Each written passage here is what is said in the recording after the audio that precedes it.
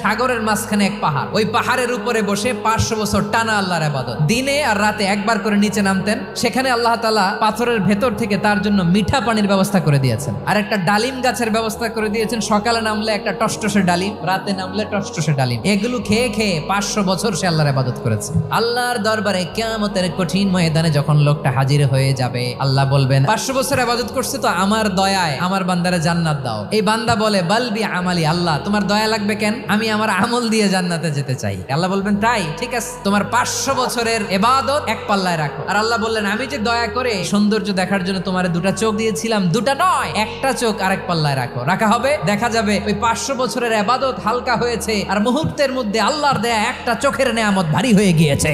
ফলাফল দেখো, হিসাব বলে তুমি এখন জাহান্নামে যাবা, যাও এবার জাহান্নামে যাও। এবার লোকটা কাচুমাচু করে বলে আল্লাহ এবার আমি বুঝতে পেরেছি তোমার দয়া ছাড়া দুনিয়ায় কেউ জান্নাতে যেতে পারবে না।